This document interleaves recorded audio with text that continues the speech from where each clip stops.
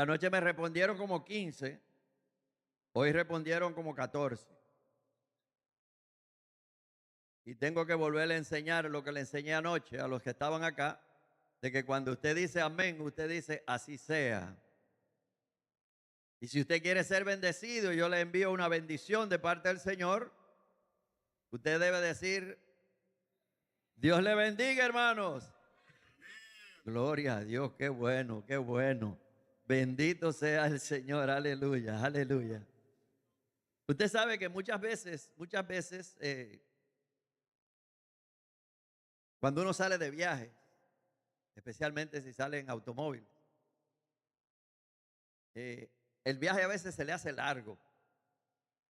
Pero si usted va bien acompañado, el viaje se le hace corto. Amén. Y entonces, no solamente eso, sino que si hay alguna situación o cualquier problema que se levante en el camino, si usted está bien acompañado, usted tiene quien le respalde, quien le ayude, ¿sí o no? Yo quiero cantar una alabanza esta noche que me parece que el escritor de esta alabanza se inspiró en los dos discípulos que iban hacia Emaús. Y usted ponga la atención a la letra y se va a dar cuenta el por qué. Y se titula Divino Compañero del Camino.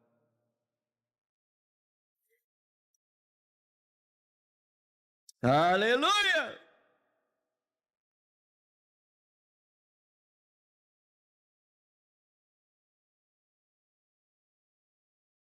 Aleluya. Da un poquito bajito el monitor. Comiénzamela de nuevo. Rewind, dámele rewind. Ahora sí, ahí. Dale. Gracias, Señor.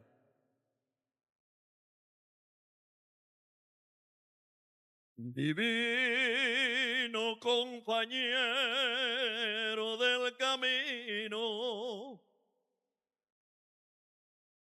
tu presencia siento yo al caminar. Ella ha disipado toda sombra. Ya tengo luz, la luz bendita de tu amor. La sombra de la noche se aproxima y en ella el tentador acechará. Si no me dejes solo en el camino, ayúdame, ayúdame hasta llegar. Quédate, Señor, ya se hace tarde. Te ofrezco el corazón para posar. Hazlo tu morada permanente. Acéptalo, acéptalo, mi Salvador. Aleluya. Sí, Señor, te damos nuestro corazón en esta noche para que te quedes permanentemente. Contigo la distancia se hace corta. No habrá sed ni el sol fatigará. Si en el mar las olas se levantan,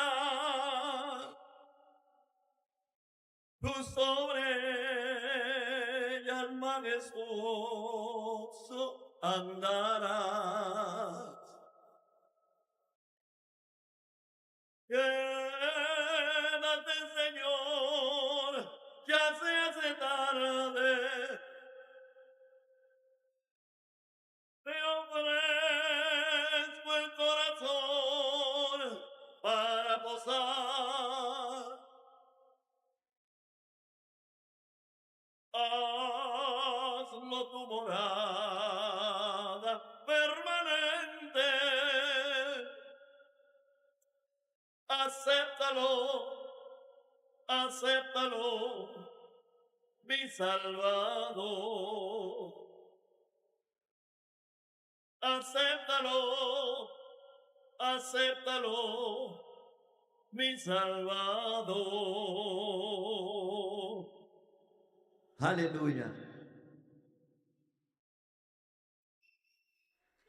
Que en esta noche todos podamos decirle, Señor, te ofrezco mi corazón para que lo hagas tu morada permanente.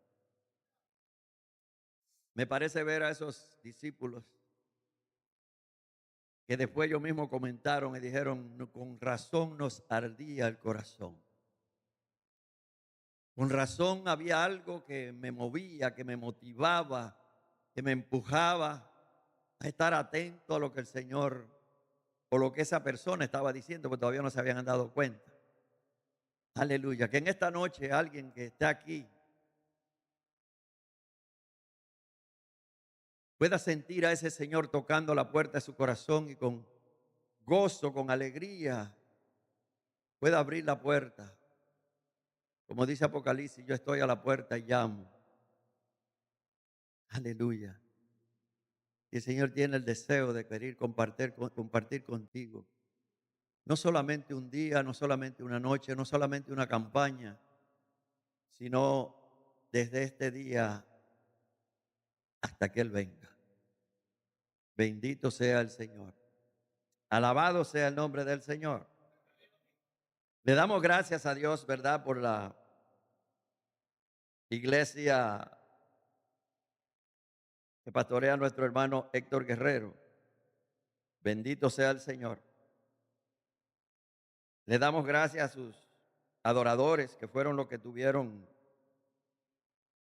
la adoración y la alabanza en esta noche. Le pregunté al pastor Mateo que si estaba un poco rápida la música y me dijo, eso es puro merengue dominicano. Aleluya. El dominicano tiene música alegre. Y las personas dominicanas somos personas alegres. Bendito sea el Señor. Y nos gusta adorar a Dios con nuestra música. Amén, hermano. Bendito sea el Señor. Yo recuerdo una ocasión que yo me resistía a cantar bachatas. Y yo estaba en un concierto con la hermana Carmen Sanabria, en Kissimmee, por cierto. Y recuerdo que el Señor habla a mi mente y me dice, Eligio, ¿de dónde tú eres? Yo le dije, yo soy dominicano. ¿Y qué clase de música tienen los dominicanos? Bachata y merengue.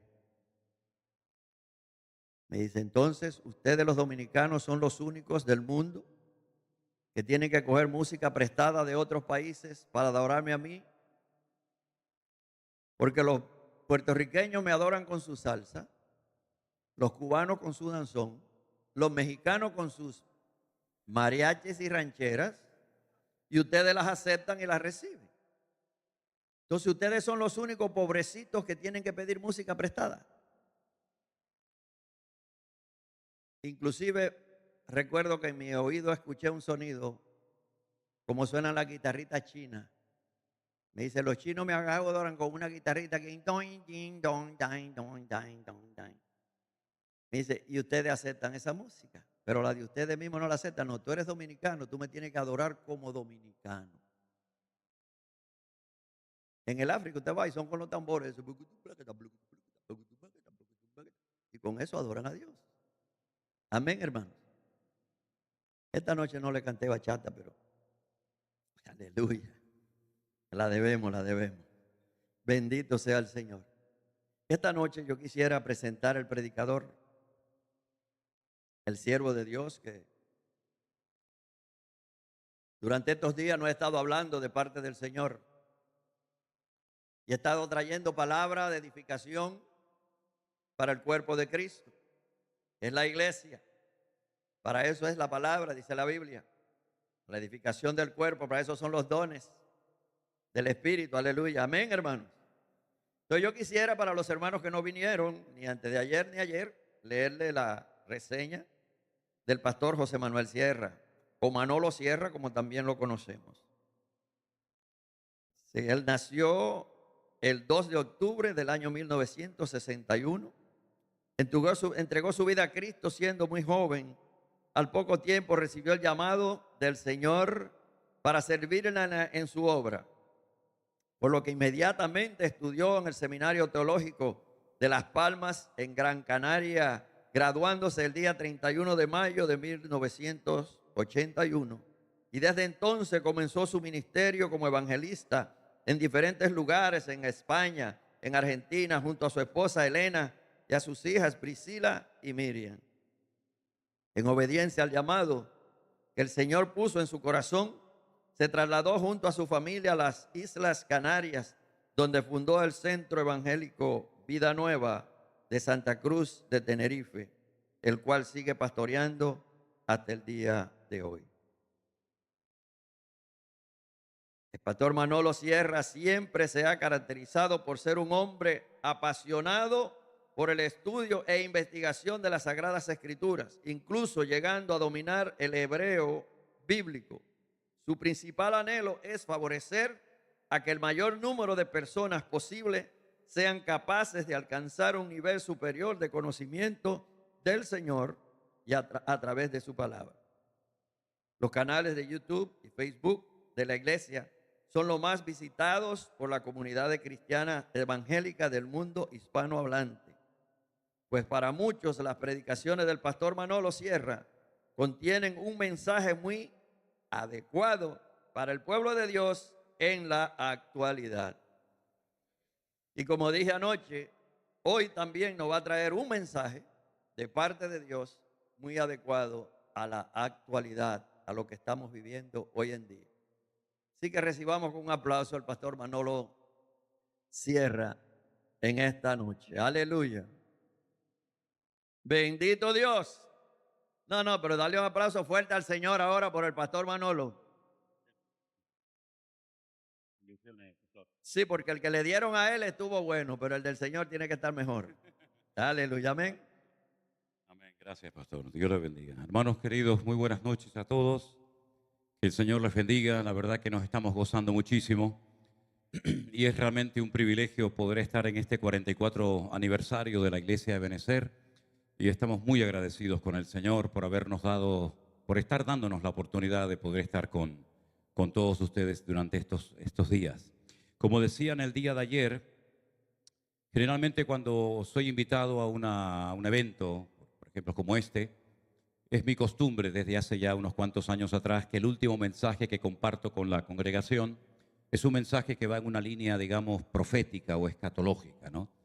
Soy un apasionado de este tema que aparece en la palabra de Dios por todas partes. Sé que en algunos países dicen la palabra torta, nosotros decimos tarta, en fin, tiene varios nombres, ¿no? Eso que está muy rico y que engorda mucho, ¿saben a lo que me refiero, no? Pues si cogiéramos, digamos, una torta y la partiéramos en 3 pedazos, 3 de esos pedazos es material profético. Es decir, que el tema más mencionado en la Biblia no es ni siquiera la salvación ni la alabanza, sino el tema escatológico. Hay 3/4 partes de material profético en la Biblia para que la iglesia no ande en la ignorancia, sino que el creyente, sobre todo de estos últimos tiempos, sepa en qué momento de la historia nos encontramos. Es para mí tremendamente triste cuando escucho a creyentes que me dicen, hermano, yo llevo toda la vida congregándome en esta o en aquella iglesia y yo nunca he escuchado un estudio profundo, ¿verdad?, exhaustivo acerca de, por ejemplo, libros como Daniel, que es el Apocalipsis del Antiguo Testamento, o el Apocalipsis del Nuevo Testamento. Y es una lástima ver cómo hay creyentes que hasta les da miedo, les da temor leer el libro del Apocalipsis, porque dicen que es un libro imposible de entender, lo cual es rotundamente falso. Dios no ha puesto en su palabra ningún libro, ni siquiera el libro del Apocalipsis, primero ni para asustar a nadie, ni para confundir a nadie, sino más bien todo lo contrario. Es un libro que contiene muchas profecías y muchos datos tremendamente interesantes para nosotros en esta hora de la historia. Por cierto, ¿me podéis hacer un favor? ¿Qué hora es? ¿Perdón? 8:05. Yo tengo las 2 de la madrugada. No, en la península, en Canarias es una hora menos.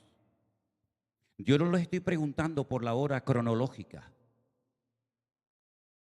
Yo les estoy preguntando por la hora profética. ¿En qué hora nos encontramos? ¿En qué estación espiritualmente hablando nos encontramos? ¿Estamos los creyentes viviendo una primavera? ¿Un otoño largo y triste? ¿Un invierno frío y solitario? ¿En qué estación se encuentra la iglesia en estos momentos? Porque depende de la estación espiritual en la que nos encontremos. Tenemos que estar preparados para recibir ciertas y determinadas cosas. En invierno hace frío, en verano hace calor. Y es interesante notar que cuando al Señor Jesucristo le dijeron hace 2000 años, haznos una señal, haz algo que nos termine de convencer y nos saque de la duda si eres o no eres el verdadero Mesías. Porque el judío estuvo durante siglos esperando al Mesías. Y ahora te presentas tú y nos dice que eres el verdadero Mesías, el enviado de Dios, del Padre. Pero haznos una señal. Y el Señor Jesucristo les respondió y les dijo, la generación perversa y maligna como la vuestra está todo el santo día pidiendo señales, pero ustedes no van a ver ninguna señal más que una sola. Y esa señal profética tiene nombre. Porque todas las señales proféticas o los moveres de Dios siempre se identifican por el nombre. Y el Señor Jesucristo le dice, ustedes la única señal que van a ver es la señal del profeta Jonás. Y no se refería al hecho de que iban a volver a ver a un hombre tragado por un enorme pez y arrojado en la orilla de una playa, sino que él dijo, así como el profeta Jonás estuvo en el vientre de la tierra o del gran pez 3 días y 3 noches, así estará el Hijo del Hombre en el vientre de la tierra. Y esa es la señal que ustedes van a ver, pero no fue ni tu señal ni mi señal. Nosotros no anduvimos por los montes de Galilea ni por la ciudad de Jerusalén oyendo y viendo al Señor Jesucristo en su primera venida. No fue nuestra señal, no fue lo que nosotros nos tocó ver. Tampoco vimos la señal, por ejemplo, del diluvio en el Antiguo Testamento, o la construcción del primer templo, o la salida de la esclavitud del pueblo de Israel de Egipto. Son señales que ya forman parte del pasado lejano y distante. Pero la Biblia dice que en los últimos tiempos habría muchas señales. Y las señales nos indican cuánto tiempo resta para la segunda venida o aparición del Mesías. Porque si solamente tuviéramos el Antiguo Testamento, háganse esta conclusión, digamos, ¿no? Si solamente tuviéramos el Antiguo Testamento y quisiéramos estudiar las apariciones, las manifestaciones visibles y tangibles del Mesías, llegaríamos sin lugar a dudas a la conclusión de que los profetas hablaron de 2 manifestaciones del Mesías. Una que vendría como siervo sufriente y una segunda que vendría como rey triunfante y glorioso. Hay más datos en el Antiguo Testamento para estudiar la segunda venida de Cristo que en el Nuevo Testamento. Hay 8 veces más material profético en el Antiguo Testamento que en el Nuevo. Si queremos en el Nuevo encontrar material profético, tenemos más de 150 textos que hablan acerca del retorno inminente del Mesías. Por ejemplo, el apóstol Pablo mencionó en 50 ocasiones, hizo 50 referencias directas en torno a la segunda venida del Señor. Y por eso hay palabras específicas y concretas para diferenciar la primera de la segunda venida del Señor. Tenemos la palabra parousia, tenemos la palabra epifanía y otras más. Ahora bien, en el primer libro de la Biblia, que es el libro que nosotros lo llamamos el libro del Génesis, pero que en el original no se llama Génesis, sino se llama Bereshit, que está compuesto por dos palabras, Bereshit, bara, que el verbo bara es el verbo crear y shit es el número 6. El Señor nos está dando ya un dato informativo extraordinario, porque lo que nos está diciendo el Señor es: yo voy a dividir el tiempo en el que voy a tratar con el planeta Tierra en 7 largos periodos, en 7 días. Y dice la palabra del Señor en el Salmo 90 que para el Señor un día es como 1000 años y 1000 años como un día. Gracias al Señor, nosotros los creyentes hoy en día disponemos de toda la información, de todos los datos, para saber poner cada cosa en su sitio.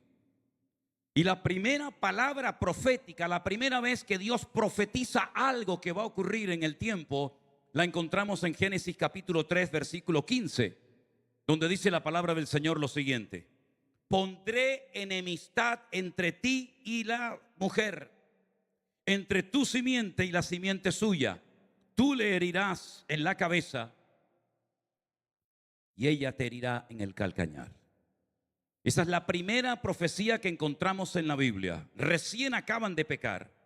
Adán y Eva acaban de salir de la cobertura del Creador. Se han identificado con las mentiras de Satanás, dejando a un lado las advertencias de su Creador, de su Señor, y ellos han comenzado a deteriorarse por dentro y por fuera. La mujer comenzará a experimentar dolores de parto, cosa que si no hubiera pecado nunca hubiera experimentado. El hombre va a comenzar a perder humedad. 3/4 partes del cuerpo humano es agua y una parte es materia. Y el Señor le dice: lo que va a ocurrir con tu vida es que vas a comenzar a perder humedad, vas a comenzar a secarte y vas a comenzar a sudar. Y ya la tierra no dará los frutos como los daba en un principio. Y ya los animales no podrás jugar con ellos, sino que se volverán en tu contra. Y te has convertido en décimas de segundo de un ser inmortal a un ser mortal. Y vas a comenzar a sufrir dolores y enfermedades y todo tipo de cosas que todos sabemos. Pero lo peor que le ocurrió a Adán y a Eva fue que fueron expulsados de un lugar extraordinario llamado el paraíso, el Gan Edén. Un lugar que era enorme, enormemente grande, cuyo epicentro estaba en la ciudad de Jerusalén actual y cuyo extremo llegaba desde Mesopotamia, el río Éufrates y Tigres, hasta el río Nilo en Egipto. El jardín del Edén tenía forma de cruz en cuanto a su longitud horizontal y vertical. Y allí el Señor colocó a esta primera pareja para que disfrutaran, para que tuvieran comunión con el Creador, pero todo eso se perdió debido a la desobediencia y al pecado del hombre. Pero ahí nace una esperanza, y la esperanza es que algún día vendría un descendiente de una mujer que a su vez sería herido en su pierna, en su calcañar, pero que ese descendiente de una mujer heriría con herida de muerte y mortal en la cabeza a Satanás. Cuando yo comencé a leer la Biblia por primera vez hace ya mucho tiempo atrás, lo primero que me impactó es que cuando yo leía el relato de la creación, veía que era Dios el que estaba hablando, poniendo todo en su justo lugar, dando órdenes que hasta el día de hoy se mantienen. Y me encuentro que hay un creador que, como dijimos ayer, su primer nombre aparece en plural, en género masculino, Elohim. Y vemos que hay un hombre y después hay una mujer, y de repente aparece un tercer personaje o un cuarto personaje, según como lo quieran mirar, que intenta seducir y que intenta hacer caer en tentación a Eva. Satanás solamente se ha presentado en 2 ocasiones para tentar a una persona. La primera vez que Satanás se presenta para tentar a una persona fue en el jardín del Edén con Eva. Y la única y segunda vez que se presenta Satanás para tentar personalmente en primera persona a otra persona fue en el desierto de Judea, cuando fue a tentar al Señor Jesucristo. Ya no vuelve a aparecer tentando a nadie directamente. Y en ese momento, cuando el Señor le dice esta palabra profética a Eva, diciéndole que de tu descendencia nacerá un personaje que herirá a este enemigo que os ha desconectado de mí y que a su vez será herido en el calcañar, Satanás, que no es omnisciente, que no lo sabe todo, se queda realmente sorprendido porque él piensa que ha ganado la batalla. Ya he logrado desconectar al hombre de Dios, así como yo me desconecté de él y fui arrojado y expulsado de su presencia. Ahora a esto les ha pasado lo mismo que a mí me ha sucedido. Ya no tenéis esperanza, porque dicho sea de paso, Dios jamás movió ni un solo dedo para restaurar a su posición original al diablo o a Satanás. Nunca. Sin embargo, ahora se entera de que Dios va a hacer algo extraordinario, va a mover cielo y tierra para restaurar al hombre. Y lo va a hacer a través de un descendiente de una mujer. Y él se queda seguramente impactado y sorprendido porque sabe que su fin se acerca, pero no sabe de quién se trata, dónde va a suceder ni cuándo. Y él tiene que comenzar a seguir como perro sabueso las instrucciones, los datos, la información que el Creador va a ir dando progresivamente a lo largo de la historia para poder descubrir o hacerse una idea de quién es ese personaje que va a acabar con su reinado y con su influencia en la tierra. No sabe quién es, no sabe dónde va a nacer, no sabe qué nombre va a recibir, no tiene ningún dato más que el que Dios le dijo a Eva en ese momento. Pero esa pareja al poco tiempo se queda embarazada ella. Y muchas veces me han preguntado, ¿con quién se casaron los hijos de Adán y Eva? ¿Tuvieron relaciones con Eva, con su madre? No. En español o en castellano, como prefieran, no se aprecia lo que dice en el texto original. Pero en hebreo hay señales, hay puntuaciones, hay indicaciones que cuando nacía un hijo, en hebreo dice y otro más. No se habla de quién fue ese otro más, si fue un varón o fue una hembra, pero cuando nació Caín, nació otro más. Cuando nació Abel, nació otro más con él. Pero él se da cuenta de que esos dos hijos primeros, Caín y Abel, hay una diferencia abismal de uno a otro. Y cuando se presentan delante del Señor, dice la Biblia que Dios miró con agrado la ofrenda de Abel, pero miró con desagrado la ofrenda de Caín. Y Satanás, que sabe que van a ser alguien que le va a herir, probablemente pensó, intuyó por un momento que este que agrada a Dios, ese puede ser el que me va a herir a mí y acabar con mi reinado y mi influencia en el mundo. Por lo tanto, pone en el corazón de Caín que le engaña a su hermano Abel y que le diga, salgamos al campo a pasear. Y dice la Biblia que Abel salió con su hermano creyendo que quería tener comunión con él, pero le estaba engañando, porque dice que en un momento de descuido se levanta contra su hermano y lo mata. Se convierte en el primer asesino de la historia de la humanidad. Y Satanás se frota las manos porque Caín no puede ser el que me va a herir a mí. Y aquel que agradaba a Dios ya me lo he quitado de en medio. Y es entonces cuando se vuelve a oír otra vez la voz audible de Dios, en este caso diciéndole en forma de pregunta a Caín, ¿dónde está tu hermano Abel? Y él se quiere ocultar, él se quiere excusar diciéndole, ¿soy yo acaso guarda de mi hermano? Y el Señor le dice algo tremendo y le da una revelación increíble y le dice, la voz de la sangre de tu hermano Abel llega a mi presencia. Hay algo en el mundo espiritual cada vez que se derrama sangre que sacude el mundo espiritual, para bien o para mal. Por eso cuando me dicen, ¿me puedo tatuar? Digo, no, en absoluto. Tu sangre tiene que ser pura y tu cuerpo es templo del Espíritu Santo. Y tú no puedes derramar tu sangre para ponerte un tatuaje, aunque sea un texto bíblico en tu piel, querido hermano. Ojo con lo que estás haciendo, porque tu cuerpo no te pertenece, ha sido comprado por la sangre de Jesucristo. Le salió el tiro por la culata, si me permiten la expresión, a Satanás, porque se dio cuenta de que Abel no era aquel que le iba a herir en la cabeza. Entonces él sigue indagando y siguiendo los rasgos de la información que el Señor va dando. Y por ahí nace alguien que dice que en medio de una generación perversa y maligna y llena de corrupción, de inmoralidad y de promiscuidad sexual, hay uno que marca una diferencia. Uno que no se dejó arrastrar por el ambiente, sino alguien que era perfecto en sus caminos y justo delante del Señor. Y ese hombre se llamó Noé o Noah. Pero tiene 3 hijos. ¿Cuál de ellos será? ¿Será Sem? ¿Será Cam? ¿Será Jafet? ¿Cuál de ellos puede ser el que me vaya a herir a mí en la cabeza y yo a él a su vez en el calcañar? Comienza a hacer todo tipo de cábalas y de especulaciones pensando quién será, será este. Los 3 parecen buenos muchachos, obedecen a su padre, han estado más de 120 años involucrados en la obra de la construcción del arca. ¿Quién puede ser? ¿Quién puede ser? No lo sabe, porque repito, Satanás no lo sabe todo, no lo puede todo y no está en todas partes al mismo tiempo. Y entonces él espera tranquilamente, pacientemente, como un lobo agazapado en su guarida. Y entonces dice la Biblia que cuando salen del arca no se le ocurre otra cosa a Noé más que plantar una viña. Y entonces, claro, cuando usted pisa la uva, no sé si lo sabe, eso fermenta con el paso del tiempo y eso se convierte en vino con alcohol.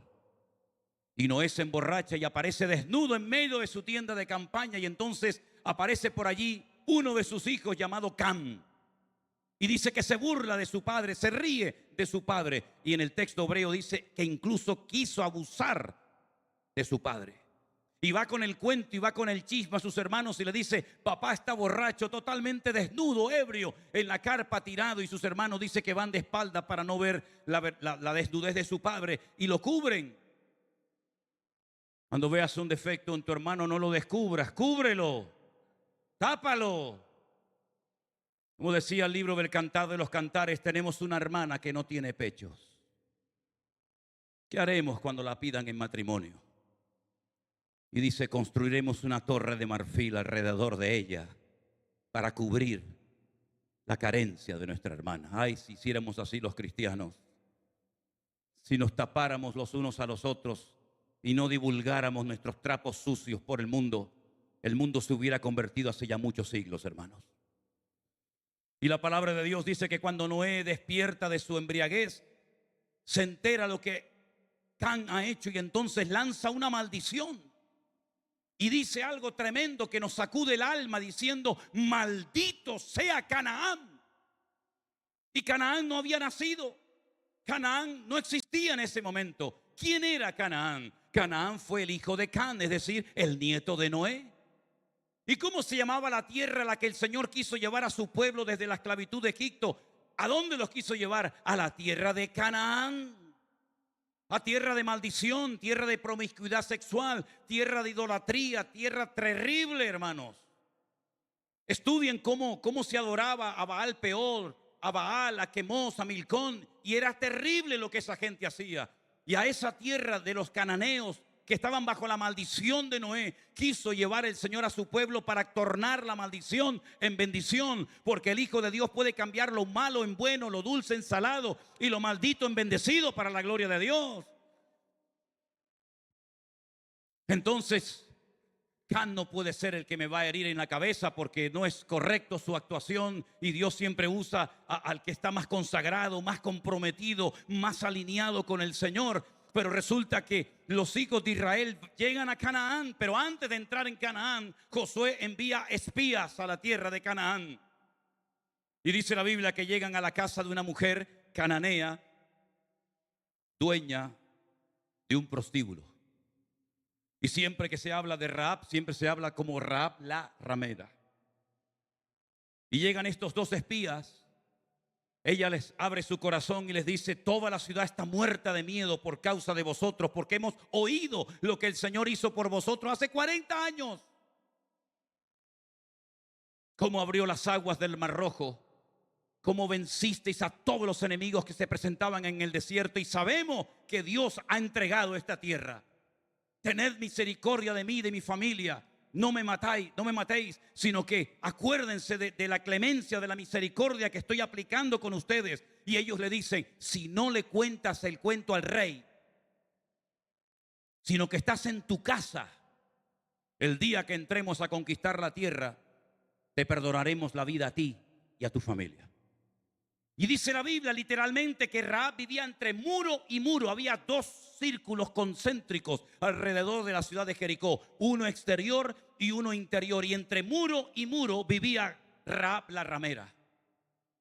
Ella había atado un cordón de color rojo en la ventana para que los que entraran a conquistar la tierra supieran que ahí no había que entrar y matar a nadie, sino que ahí vivía una mujer que tuvo misericordia y apoyó a los espías que mandó Josué. Y es interesante notar que después de varios días, las murallas de Jericó no cayeron de adentro hacia afuera, ni de afuera hacia adentro, sino que como aquella escena que aún tenemos en nuestra mente de las Torres Gemelas en Nueva York, cayeron sobre sí, porque fue el Señor el que las tumbó de arriba para abajo.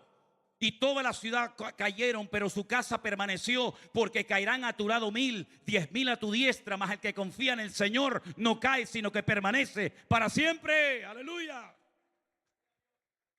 Y ella se convierte, si quisiéramos utilizar este término, se convierte de verdad al Señor y se incorpora al pueblo de Israel y se casa con uno de los espías. Y uno de los espías se llamaba Salmón. No es que se casó con un salmón, sino que se casó con un señor que se llamaba Salmón.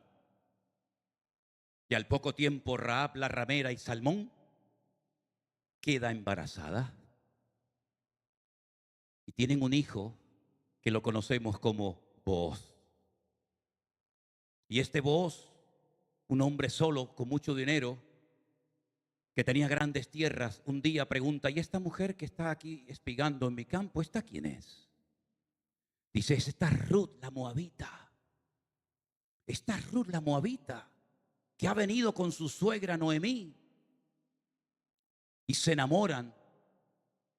Y él la redime, porque era el pariente cercano, y al poco tiempo queda embarazada y nace un hombre llamado Obed. Y posteriormente nace Isaí, y de Isaí viene David, que es de la tribu de Judá.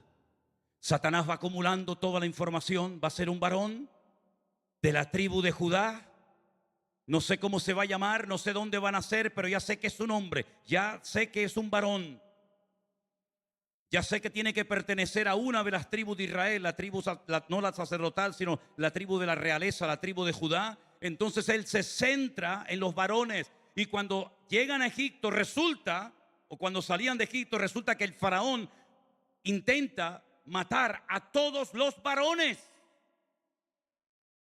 Porque él sabe que Satanás sabía que un hombre, un varón, le iba a herir en la cabeza.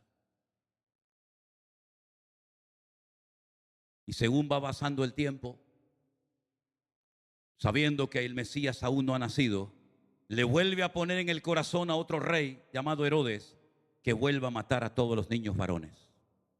Pero se le escapó el más importante y el más grande de todos. Pero fijaros cómo a lo largo de la historia Satanás comienza a perseguir, intenta bloquear el diseño, el plan de Dios, hasta que por fin nace el Mesías, cuando tenía que nacer en Belén de Judea, en la casa del pan, porque él dijo: yo soy el pan de vida, bendito sea Dios. Ahora bien, ese Mesías, cuando viene y cumple con el propósito por el cual vino a este mundo y muere en la cruz y derrama su sangre por nosotros, cuando él se va a ir, cuando él se despide de sus discípulos, previamente él había dicho: me voy, pero volveré otra vez. No dijo cuándo, pero sí sabemos dónde. Y en aquel día se firmarán sus pies sobre el monte de los olivos, el monte que está enfrente de Jerusalén, y entonces el monte se partirá. Y otro texto añade y dice: y todo ojo le verá, y toda rodilla se doblará, y toda lengua confesará que él es el Señor, para gloria de Dios el Padre. Ahora bien, la pregunta es: ¿en qué momento de la historia nos encontramos para ver esos acontecimientos tremendos? Es interesante notar que el diablo, incluso utilizando a personajes de mucha influencia y poder, metió en la sociedad calendarios y fechas totalmente distorsionadas que no tienen nada que ver con el programa profético de Dios. Por ejemplo, antes de que se utilizara nuestro calendario, que fue inventado o mandado a hacer por el Papa Gregorio XIII en el siglo XVI, los romanos se movían por un calendario llamado el calendario juliano, que lo mandó a hacer Julio César. Y un papa romano dijo, hay que hacer un calendario cristiano. Inventaron un calendario en torno al sol que tiene 365 días.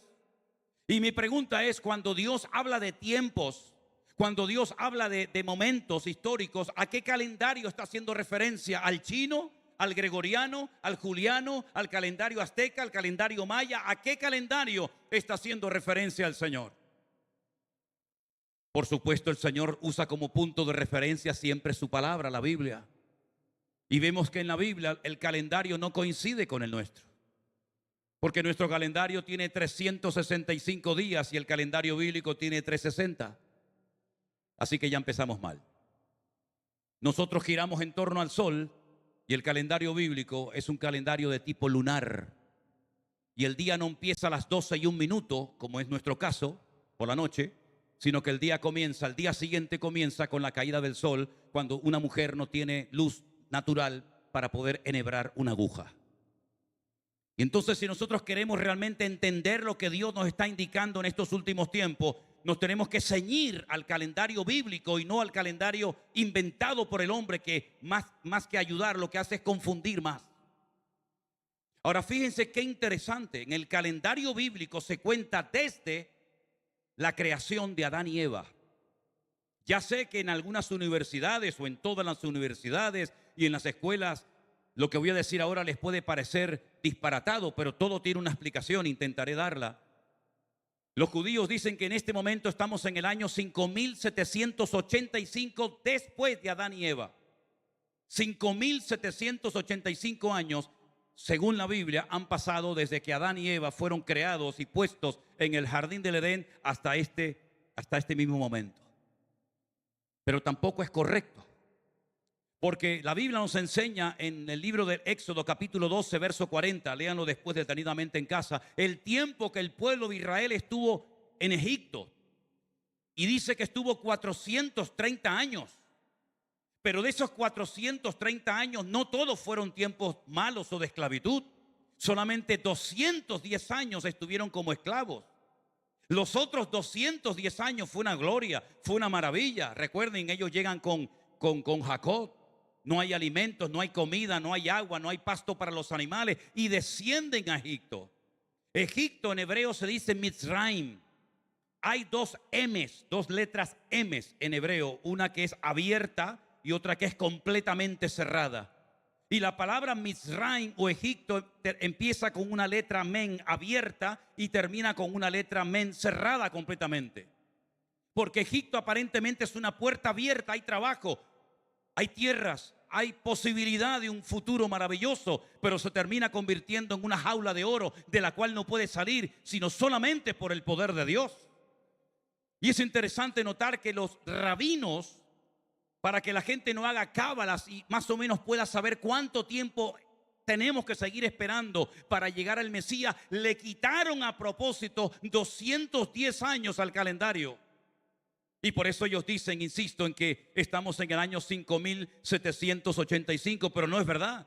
Hay que sumarle los 210 años que le quitaron, por lo tanto hoy estaríamos en el año 5995.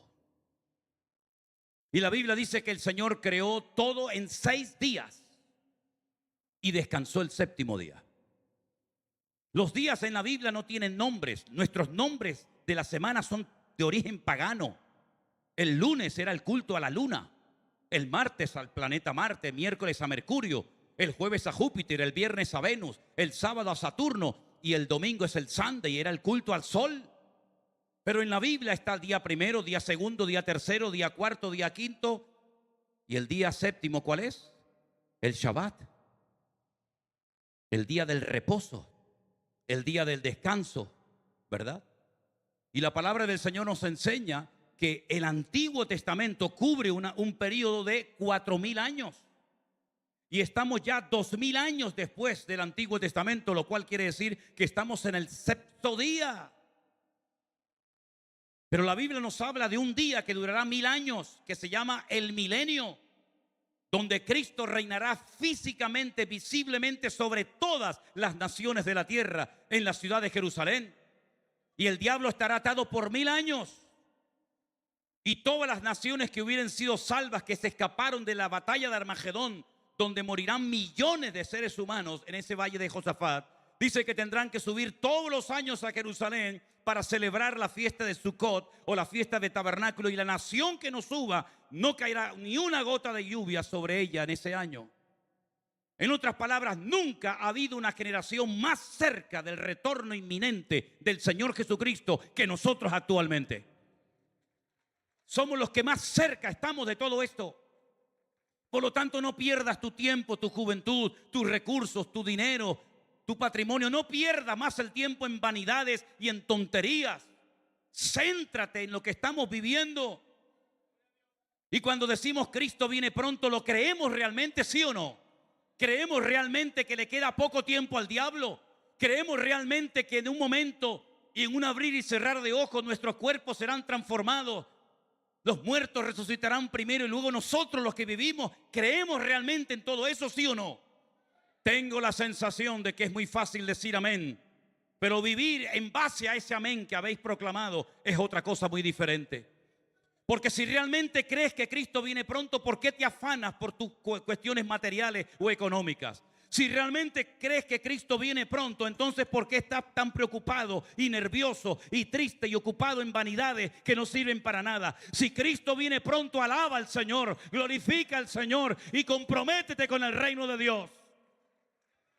Si fuéramos menos teóricos y más prácticos, no nos importaría tanto las cosas de la vida, sino que viviríamos totalmente desprendidos de todo afán, de toda preocupación, porque sé que mi Señor viene pronto, porque Él dijo, no se turbe vuestro corazón ni tenga miedo. En la casa de mi Padre muchas moradas hay. Si así no fuera, yo lo hubiera dicho. Voy pues a preparar lugar para vosotros, para que donde yo estoy, vosotros también estéis conmigo. Y sabéis el camino. Felipe le dijo, ¿el camino? ¿Qué camino? ¿Dónde vas? Yo soy el camino, la verdad y la vida, y nadie va al Padre sino solamente a través de mí. Al Padre, ¿qué Padre? A mi Padre Celestial. Muéstranos al Padre y nos basta, dice Felipe. Tanto tiempo hace que estoy con vosotros y no has conocido al Padre. El que me ha visto a mí, ha visto al Padre. No digas tonterías, no pierdas el tiempo en discusiones teológicas. Yo vengo pronto y mi galardón conmigo para recompensar a cada uno según sea su obra. Bendito sea Dios. Ahora bien, nos paramos ahora, 2024, septiembre, aquí en la ciudad de Orlando. Muy bien. ¿Cuánto falta? Porque ustedes llevan un reloj en la muñeca y saben a qué hora empezaba el culto, aunque nunca se sabe cuándo termina. Y sabes que mañana tienes que ir al colegio o a la universidad o a trabajar. Y generalmente tenemos una agenda y sabemos lo que tengo que hacer el lunes, el martes, en enero, en febrero, ¿verdad? Pero, y espiritualmente, ¿qué nos indica la palabra en cuanto al tiempo en el que estamos en este momento? Hermanos queridos, les voy a decir algo que les puede sacudir el alma. No se preocupen, esta noche no va a venir el Señor. No se preocupen, hermanos. Si me equivoco y viene el Señor en medio de la predicación, les pediré perdón cuando lleguemos a la gloria. Si es que llegas. ¿En qué me baso cuando yo digo que en este momento no viene el Señor? ¿Hay algún argumento bíblico? ¿Hay alguna información en la Escritura que nos indique a nosotros si viene o no viene ahora mismo el Señor? Por supuesto que sí, querido. Por supuesto que sí. La palabra del Señor nos dice muy claramente lo que les voy a leer a continuación. Presten atención, por favor. Con respecto, estamos hablando de este tema, ¿verdad? Con respecto a la venida del Señor Jesucristo, y nuestra reunión con Él, os rogamos, hermanos, fíjate el ruego que hace aquí el apóstol Pablo, os ruego, hermanos, que no os dejéis mover fácilmente de vuestro modo de pensar. Ni os conturbéis ni por espíritu, ni por palabra, ni por carta, como si fuera nuestra, en el sentido de que el día del Señor vendrá pronto, está cerca. Nadie os engañe en ninguna manera, porque no vendrá el Señor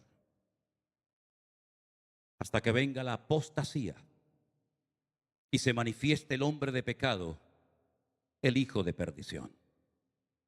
Hay dos palabras para hacer referencia a la venida del Señor. Una es epifanía, que es la primera venida, y otra es parausía, que solamente se emplea en la Escritura para hacer referencia a su segunda manifestación visible. Y Pablo emplea en este versículo 1 la palabra parausía. Con respecto a la parausía, es decir, con respecto a la segunda aparición del Mesías, no se preocupen porque no puede venir, no va a venir hasta que se manifieste el hombre de pecado, el hijo de perdición, y venga la apostasía.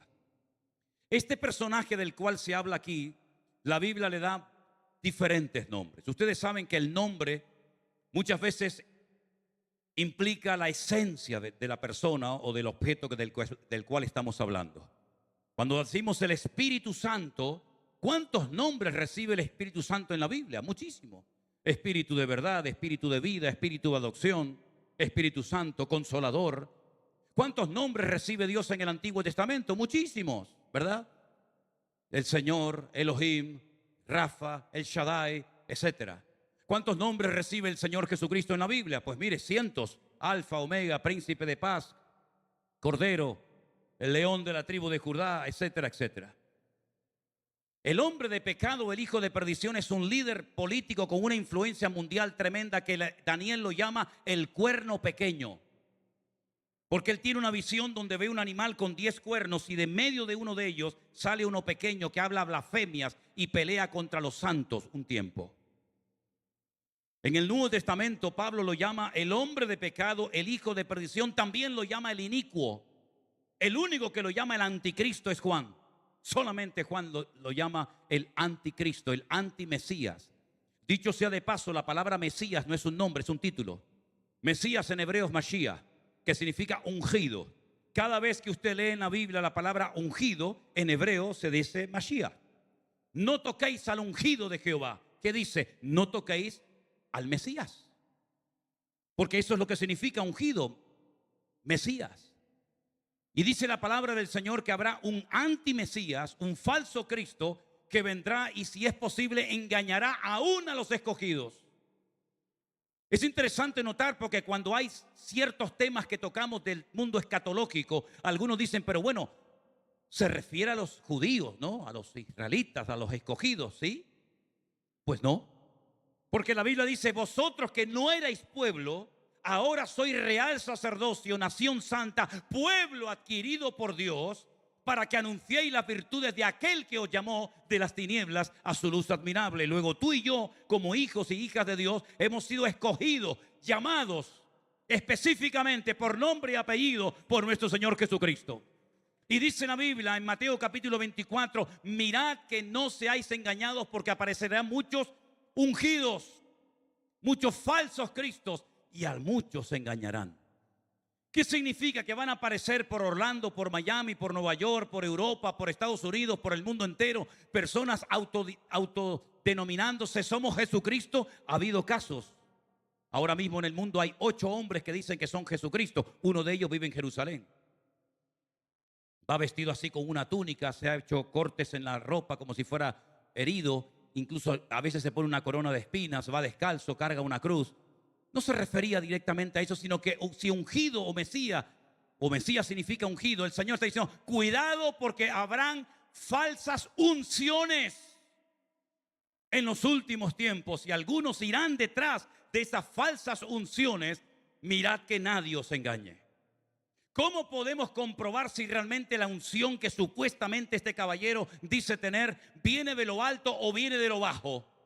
¿Cómo podemos saber, cómo podemos discernir si ese supuesto ungido el Señor lo está usando o vete tú a saber quién lo está usando? Para eso tenemos las Sagradas Escrituras, mi querido hermano.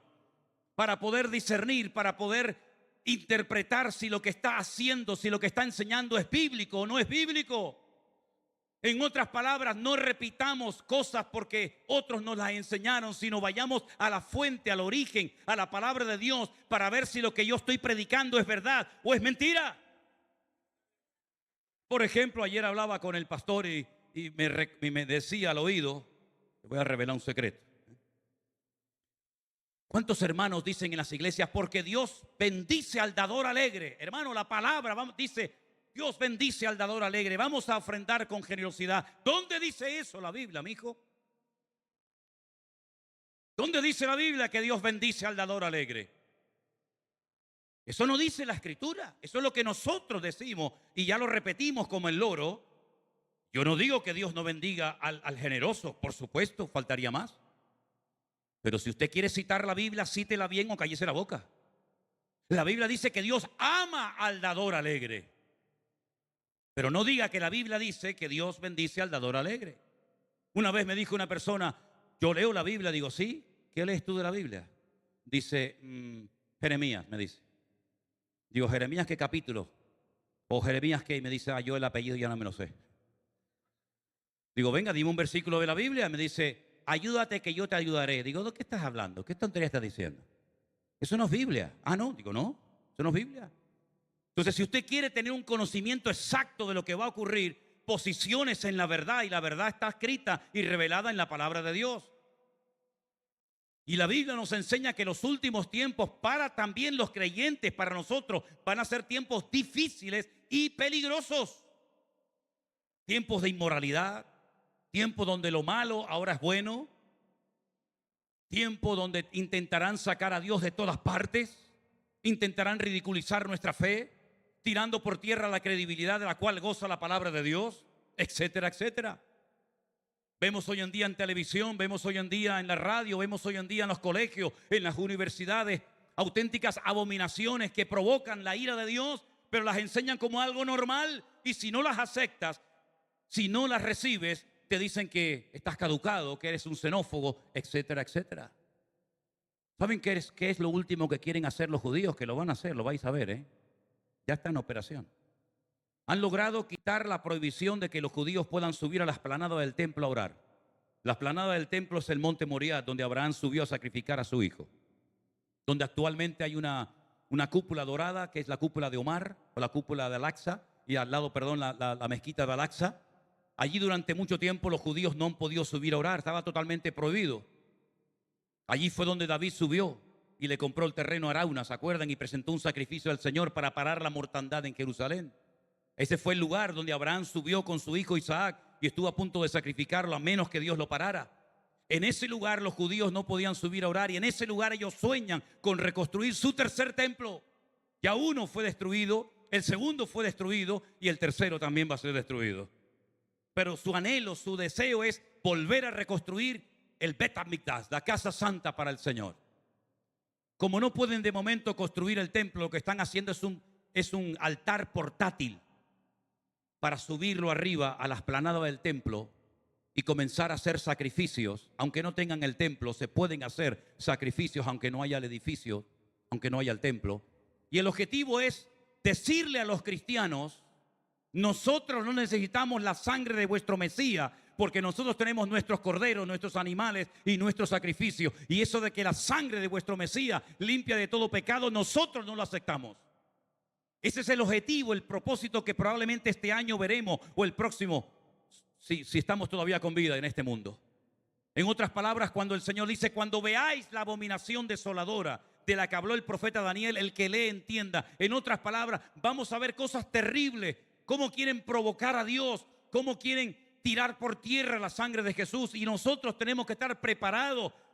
Porque los tiempos finales no van a ser tiempos fáciles, sino tiempos muy difíciles y muy complicados, mis queridos hermanos. Si ustedes piensan que por vivir aquí en Estados Unidos, ustedes están vacunados en contra de cualquier problema, en contra de cualquier persecución, se equivocan rotundamente. Se equivocan rotundamente. En el único que podemos confiar es en nuestro Dios. Caerán a tu lado 1000, mas a ti no llegará, por cuanto has puesto tu confianza en el Señor. La Biblia dice, Él es mi luz y mi salvación, y aunque un ejército acampe contra mí, no temerá mi corazón. En otras palabras, el único que nos va a acompañar hasta el último momento va a ser nuestro Dios todopoderoso, al cual le damos toda la gloria y toda la honra cada día de nuestra vida. Aleluya. Y en estos últimos tiempos vamos a ver cosas tremendas, pero no solamente en cuanto al aspecto malo, sino vamos a ver milagros y señales y prodigios espectaculares. ¿Saben la cantidad de gente en Israel que se está convirtiendo, aunque todavía no lo han dicho abiertamente? Porque el mismísimo Señor Jesucristo se está apareciendo en persona y por revelación están conociendo la verdad y se están convirtiendo al Señor. ¿Dónde nació la iglesia? ¿Cuál fue la primera iglesia? ¿Dónde estuvo la primera iglesia cristiana en el mundo? En Jerusalén. Allí la iglesia empezó con un mover del Espíritu espectacular. En el día de Pentecostés, o 50 días después de la Pascua, se celebraba esa fiesta. Y dice que de repente aparecieron lenguas repartidas como de fuego, que se asentaron sobre cada uno de ellos, y todos fueron llenos del Espíritu Santo y comenzaron a hablar en otras lenguas, según el Espíritu les daba que hablasen. La iglesia empezó con un poder extraordinario. Jerusalén fue sacudida de pies a cabeza. Y dice la Biblia, ¿qué es lo que será? Lo mismo que fue.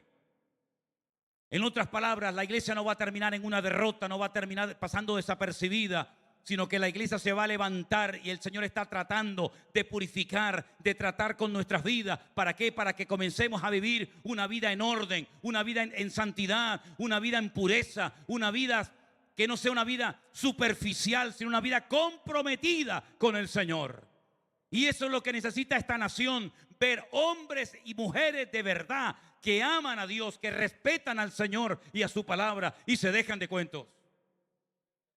Los últimos tiempos van a ser tiempos terribles, terribles, de guerras y de rumores de guerras, desprovistos de todo principio moral o espiritual, donde ya no hay absolutos, todo es relativo.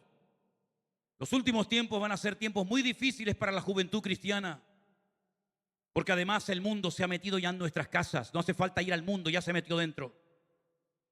Por eso yo siempre digo, revise lo que su hijo y su hija están mirando todo el día ahí en la máquina diabólica esa. ¿Qué están viendo? ¿Con quién estás hablando?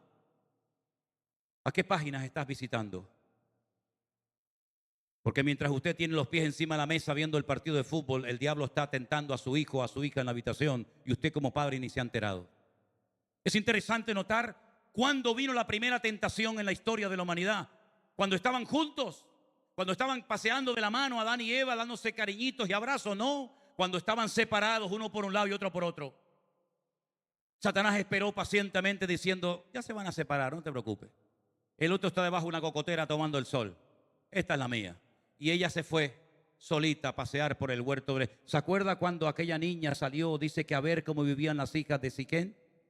Salió solita, salió purificada y vino destrozada. El enemigo es un experto en aislarte, en separarte de la grey. Nadie me entiende, nadie me comprende, no cuentan conmigo, no me entiende la iglesia, el pastor la tiene tomada conmigo, con lo bien que yo canto, ¿por qué ponen a esta? Y con lo bien que yo toco la trompeta, el bombo, lo que sea, ¿por qué siempre tienen que poner a los mismos? No me llaman, no me visitan. El diablo te va aislando, te va metiendo basura, te va metiendo veneno en el corazón y entonces dice, yo prefiero estar sola, me quedo en mi casa leyendo la Biblia, yo no necesito pastor, ni iglesia, ni Biblia, ni nada. Y entonces, ¡pam!, ahí se presentó el diablo. Cuando estaba sola, mirando a donde no tenía que mirar. Y le dice el diablo, prueba, prueba, está rico. Yo le contaba cuando era pequeña a mi hija el cuento de Adán y Eva, la historia bíblica de Adán y Eva, y yo le decía, prueba, prueba, y ella con 3 añitos me decía, no, prueba tú, prueba tú. No, pero no pasa nada, sí pasa. ¿Qué te dijo Dios? Que el día que comamos moriremos. Y él le dice, no, no vas a morir. No vas a morir, sino que van a ser abiertos tus ojos. Y le harás la competencia a él porque serás otro Dios. Y entonces dice, bueno, voy a probar. Y probó. Y fíjese que después Satanás no fue a tentar a Adán, ¿no? Después fue a tentar a Adán. ¿Quién? Su mujer. Para hacer caer a la mujer tuvo que ir el diablo en persona. Para hacer caer al tontorrón con Eva sobraba. ¿Qué te parece? El poder de la mujer, amigo.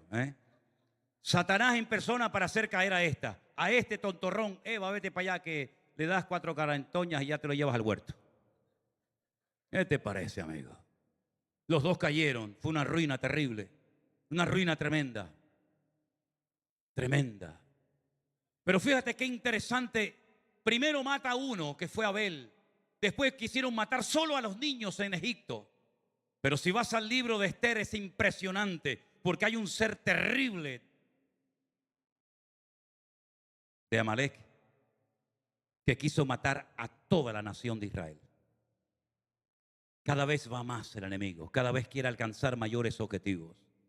Gracias a Dios, a una mujer de Dios como Esther, que se puso a orar y ayunar y desbarató la agenda del diablo. Si no, Israel hoy en día no existiría. Era la mujer más hermosa del país, cuidado con eso.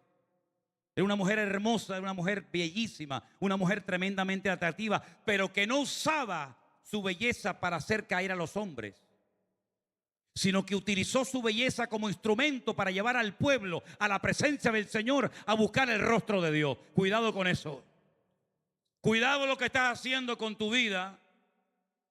Porque si te miran a ti, pero tú los llevas a Cristo, gloria a Dios. Pero si te miran a ti, quedan en ti, mal asunto, amigo. Generalmente la gente muy guapa o muy bellas tienen un gran problema. Yo ese problema, gracias a Dios, no lo tengo. Pero los que son muy guapos, muy atractivos, cuídate, porque puede ser que el enemigo utilice tu belleza para llevar al pecado a mucha gente, cosa que hizo, por ejemplo, Eva y otras mujeres. Hermanos queridos, los últimos tiempos serán tiempos difíciles en lo político, en lo económico, en lo social, en lo espiritual, en todo. La palabra del Señor nos dice en Apocalipsis capítulo 12 que Satanás oyó la profecía, oyó el mensaje profético de que el Mesías vendría, y durante toda la historia, desde el Génesis hasta el nacimiento de Cristo, él comenzó a perseguir a esa mujer, y esa mujer no era la Virgen María, esa mujer en ese momento no era la iglesia, esa mujer en ese momento era el pueblo de Israel que quedó impregnado con la promesa de que nacería el Mesías, y viendo que no pudo destruir al pueblo, dice que se va a hacer guerra contra los que guardan los mandamientos del Señor y contra los que creen en el Mesías. En otras palabras, si ustedes creen que están exentos de ser perseguidos o expulsados de sus trabajos o expulsados de sus escuelas porque son cristianos, no te engañes, querido hermano y amigo. Todo el que quiera vivir piadosamente sufrirá de una manera u otra persecución. Y si no se están metiendo contigo, es que tú tienes un problema. Si le caes bien a todo el mundo, tú tienes un serio problema. Pero si tú estás viendo cómo te presionan, cómo se ríen, cómo se burlan de ti, dale gloria a Dios. Bienaventurado es el que padece persecución por la causa de Jesucristo. Si en tu colegio, en tu universidad, en tu trabajo no se ríen de ti, es porque probablemente hace mucho tiempo que dejaste de ser luz y la sal se desvaneció. Pero que se metan contigo por ser cristiano es una honra, es un honor, es un privilegio padecer por la causa de Cristo. Gozaos y alegraos porque vuestro galardón es grande en los cielos. Aleluya. Se levantará no solamente un líder político de Europa, del antiguo territorio del Imperio Romano. Recuerden rápidamente el sueño de Nabucodonosor. Una estatua enorme, gigante, cabeza de oro, pecho y brazos de plata, vientre y muslos de bronce y las 2 piernas de hierro mezclado con barro. Esas 2 piernas representan al continente euroasiático y representan también Europa. Y de ahí se levantará este personaje siniestro. ¿Saben que tenemos en el corazón de Europa una máquina gigante? No cabe en esta habitación, que la llaman la bestia. Ahí están los nombres de todos los habitantes de Europa, direcciones, teléfonos. Algunos se compran televisiones grandes de estas modernas de hoy en día para ver, sin saber que te están viendo a ti también. Así es. Y cuando llevas el teléfono encendido te están escuchando todo lo que dices y te tienen localizado 24 horas al día. Así que eso de privacidad, privacidad la que tienes que tener tú con Dios. Es la única que funciona. Pero dice la palabra de Dios que en los últimos tiempos ese personaje siniestro, que lo conocemos como el anticristo o el antimesías, tendrá el apoyo de otro personaje también terrible que se llama el falso predicador, el falso profeta. ¿Qué es un profeta? Un profeta es un predicador. Por eso Pablo decía, yo quiero que todos profeticen, es decir, yo quiero que todos prediquen la palabra. Un profeta no es una persona que tiene una voz muy rara. Hola hermano, Dios te bendiga, bendecido. No, no, no. Ese es alguien que tiene problemas en las cuerdas vocales. Un profeta no es una persona que está todo el día viendo cosas y te profetiza lo que... ¿Cuántas veces me han venido a mí personas por la espalda? O de frente también, ¿no? Me acuerdo en San Francisco, vi una señora, me pone la mano en la espalda, yo me le viro y digo, la manita quieta. La manita quieta, a mí no me esté tocando. ¿Qué quiere? No, es que tengo palabra de Dios para usted. El Señor le va a bendecir, el Señor está contigo. El Señor dice, mire hermana, escúcheme una cosa, no pierda el tiempo, hermana. Yo ya sé que el Señor está conmigo, desde que me sacó los 4 demonios que tenía, ya sé que está conmigo. Si no me venga a decir cosas que ya están en la palabra. Yo me pego 4, 5, 6, 7, hasta 8 horas estudiando la palabra, así que no me venga a decir lo que yo ya sé que el Señor me dijo, ¿vale? Pero el falso predicador, el falso profeta, dice la Biblia que tendrá una legión de ministros, de colaboradores, de ayudantes, que dice la Escritura que se visten de púrpura y se han embriagado a lo largo de la historia con la sangre de los santos y se adornan con piedras preciosas y usan cáliz de oro. Y si usted ve cómo se visten, por ejemplo, los musulmanes o los budistas o los hindúes, usted se va a dar cuenta de que ninguna de las características que le acabo de mencionar coincide con ellos.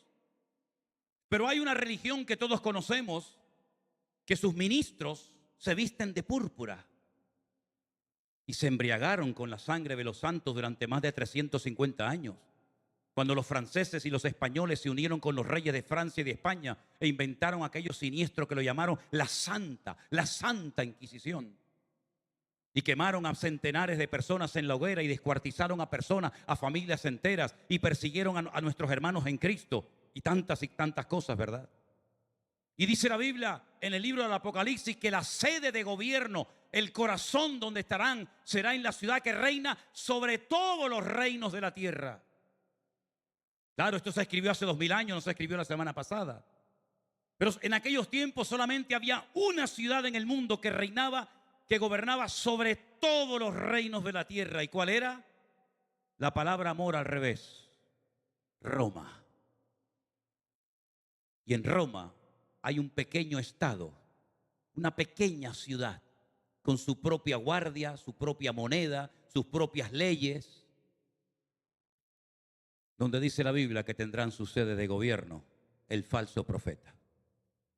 Y no habrán salido mentiras de aquel lugar, ¿eh? Fíjense lo que fueron capaces de hacer esta gente, que no solamente hicieron estragos en Europa, en México, en Perú y en tantas partes, sino que se atrevieron a quitar cosas de la Biblia. Y dice la Biblia, ay de aquel que se atreva a quitar o a poner cosas de la Biblia.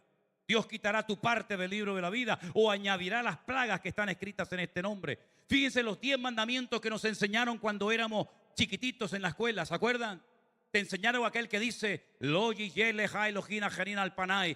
tendrás dioses ajenos delante de ti. ¿Te enseñaron eso? No, amarás al Señor sobre todas las cosas.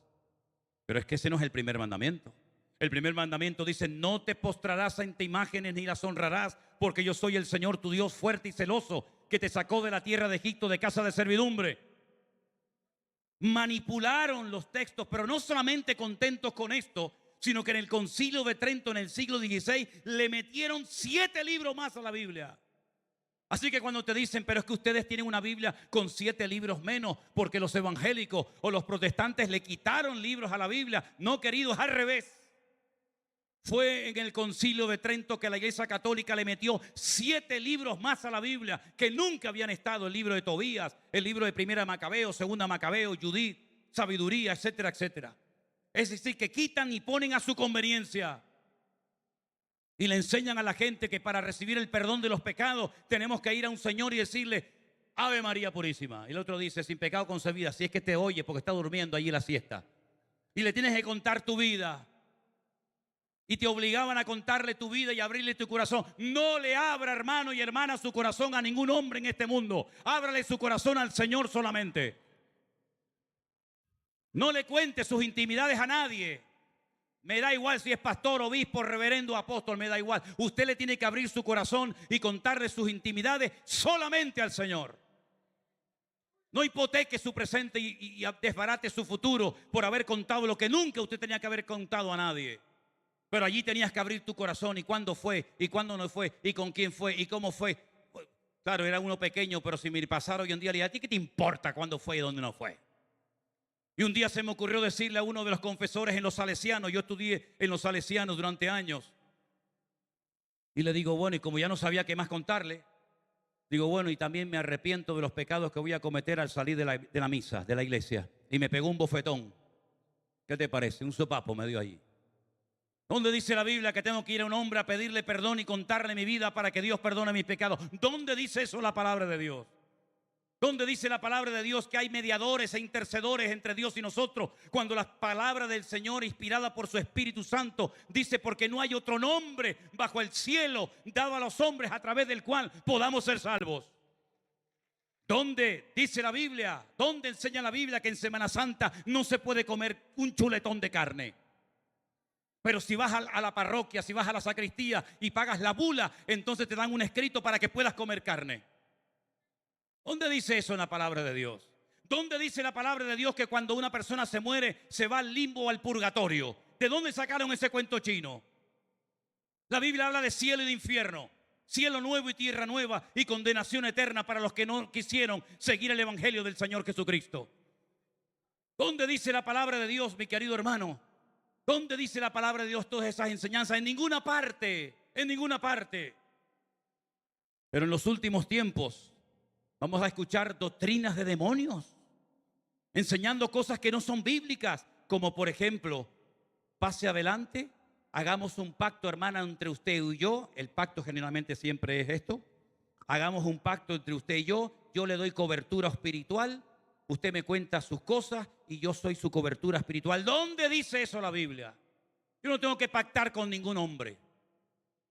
Yo estoy bajo la cobertura poderosa del Espíritu de Dios en mi vida. Yo no tengo que pagarle a nadie para que me eche ningún demonio.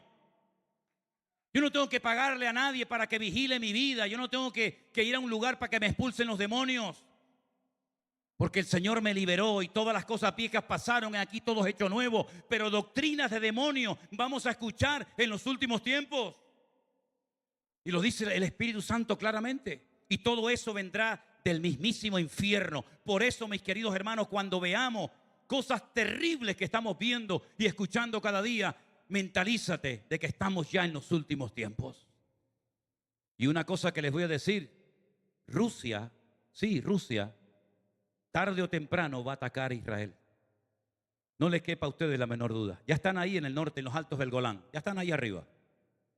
Y están como locos por meterse por los altos del Golán y descender por el valle del Jordán e ir al valle del Magedón o de Megido y llevar a cabo la batalla más terrible que jamás se ha librado en la historia de la humanidad.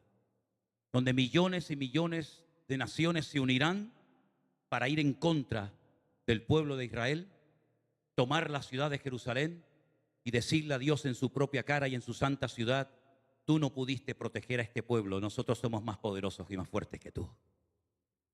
Y la palabra del Señor nos enseña que el mismo Señor Jesucristo tendrá que intervenir personalmente en esa última batalla antes de que destruyan al pueblo de Israel. Y dice que levantarán su mirada y mirarán al que traspasaron y harán grande lamento por él. Y ahí vendrá el Señor en busca de su pueblo. La pregunta es, ¿y nosotros? ¿Qué pintamos en toda esta película? ¿Cuál es mi papel en esta obra?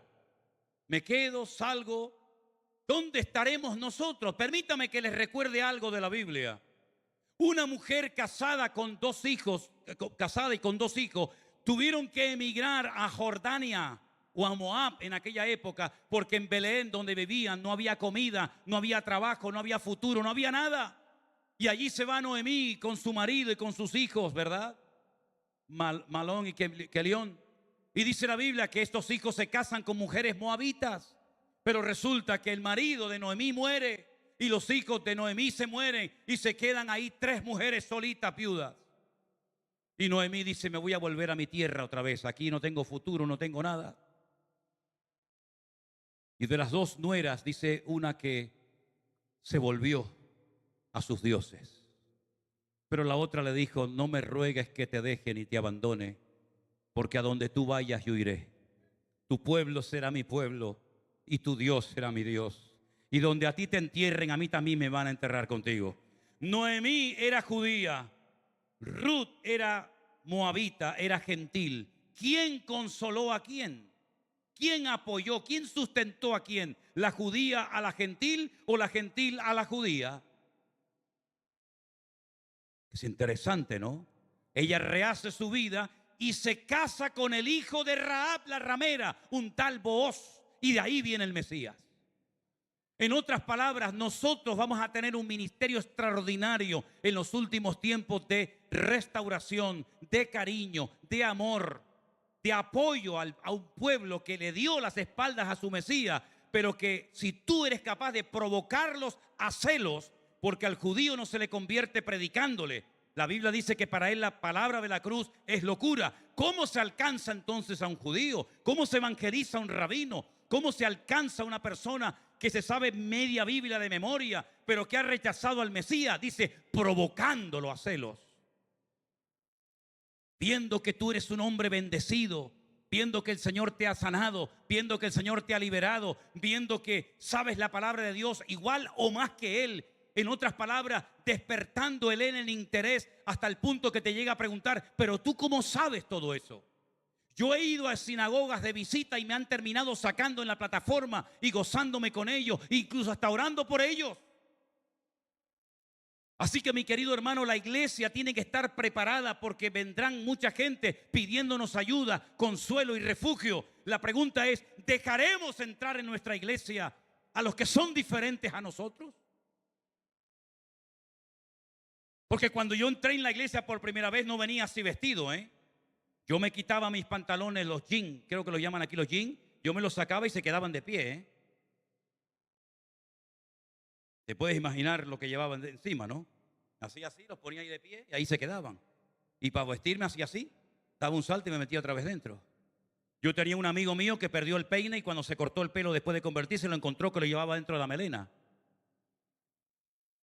¿Está la iglesia hoy en día preparada para abrirle las puertas a los pecadores? ¿O queremos que entren con corbata y con saco hablando en lenguas y a los 10 minutos los bautizamos? ¿Estamos preparados para renunciar a nuestro estatus y a nuestra comodidad? ¿O queremos que esto sea un club donde nos sentimos muy cómodos y muy a gusto? ¿O puede venir el pecador, el homeless, puede venir el drogadicto, la ramera, la prostituta, el homosexual? ¿Pueden venir a nuestros templos y ser abrazados con el amor de un cristiano? Imagínense que en esta noche entraran 500 moteros de esto de Harley Davidson, o entraran drogadictos, ¿cómo nos sentiríamos, hermanos?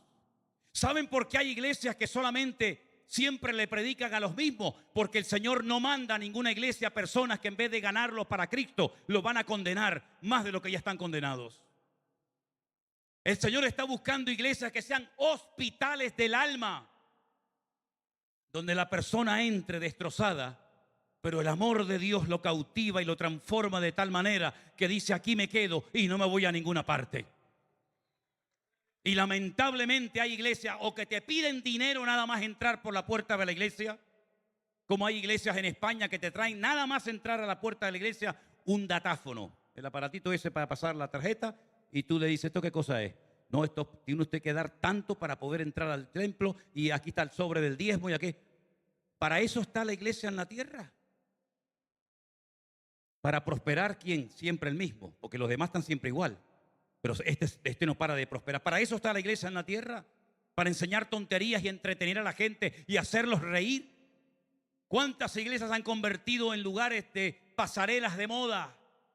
En lugares donde venimos a presumir de la ropa, del anillo, del reloj, del carro que tenemos. ¿Cuántas iglesias son auténticos circos, teatros, donde la gente lo pasa bien, pero donde el pecador no es alcanzado por el poder y la palabra de Dios? ¿Realmente estamos preparados para recibir una oleada de gente desesperada que perderán su trabajo, estarán enfermos, no tendrán familia, se sentirán solos, pero que en la casa de Dios encontrarán el amor que nunca vivieron en el mundo? ¿Estamos preparados para eso? ¿Está preparado para que se siente al lado suyo una persona que apesta, que huele mal? ¿O se cambiará de banca diciendo, ay, Padre, Dios lo reprenda? ¿Para qué estamos preparados, queridos hermanos?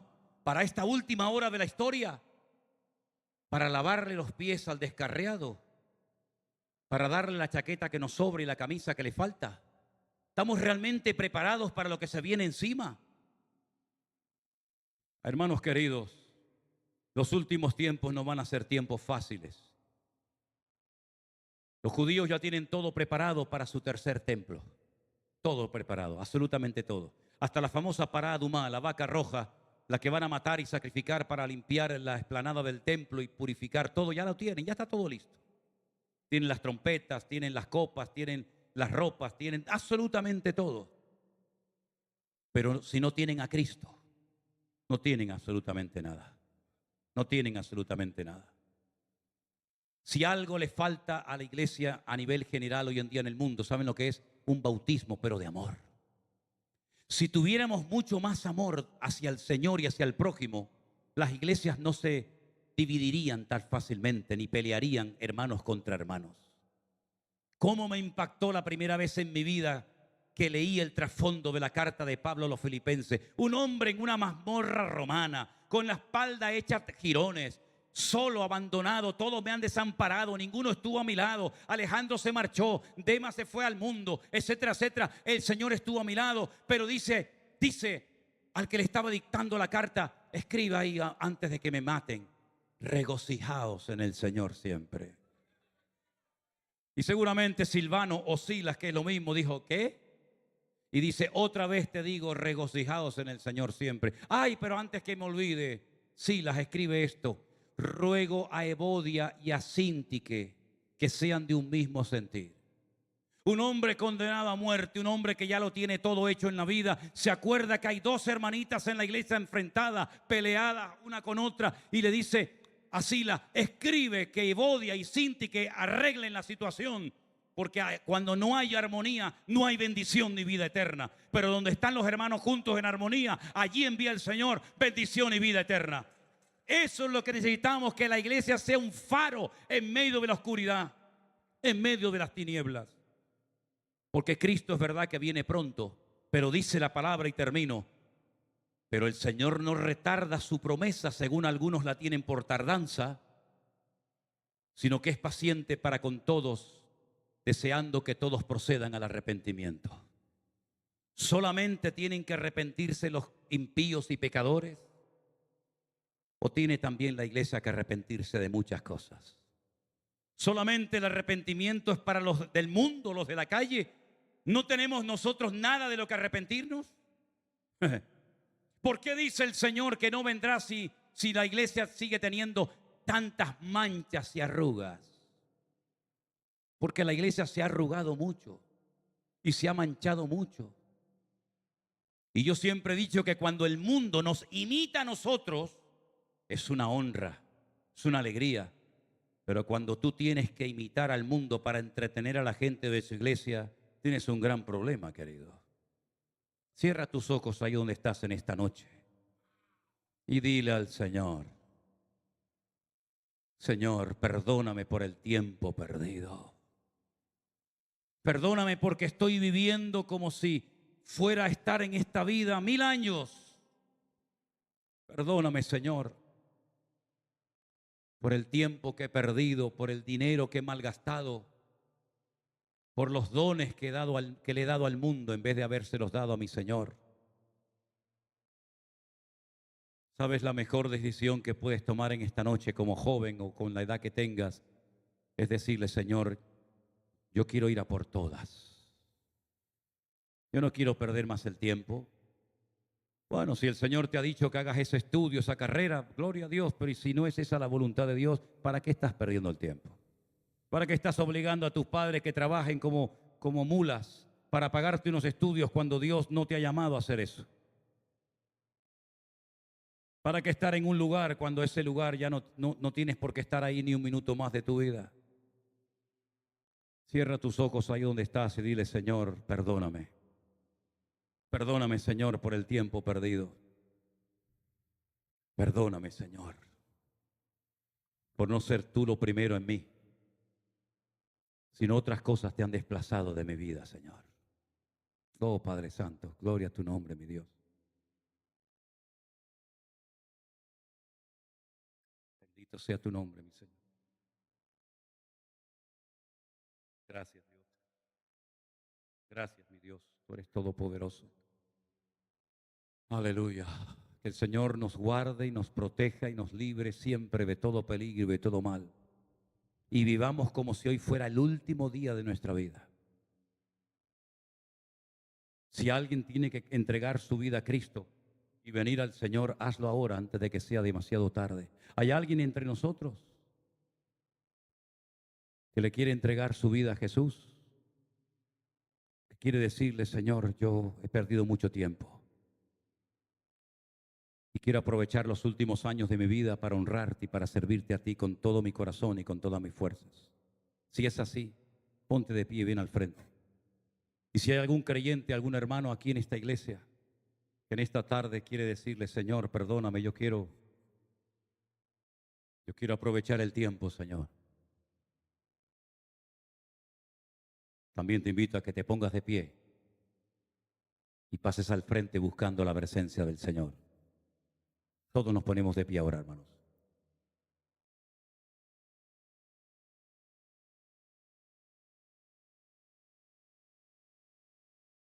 No es el momento de volver atrás. No es el momento de abandonar. Sigue adelante, mirándolo a Él. Pronto llegaremos al hogar. Los músicos que también estaban tocando al principio del culto, vénganse para acá. Vénganse para acá el batería. Vénganse para acá las muchachas que estaban aquí atrás cantando. ¿O solamente cantan para su gente? Yo también soy de tu pueblo. Yo también soy de tu cuerpo, del cuerpo de Cristo. Aleluya. Olvidando, aleluya, lo que queda atrás, extendiéndome a lo que está delante. Prosigo a la meta, al llamado de mi Dios, con paciencia llegaremos al hogar. Aleluya. Vamos. Diga al débil, fuerte soy en Dios.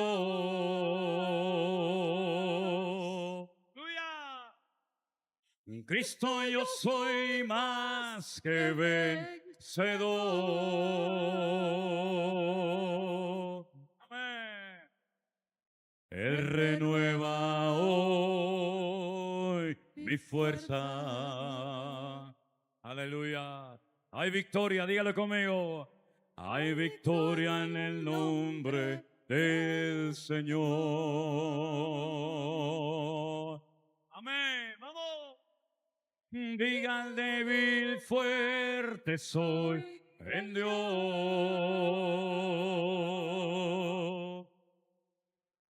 En Cristo yo soy más que vencedor.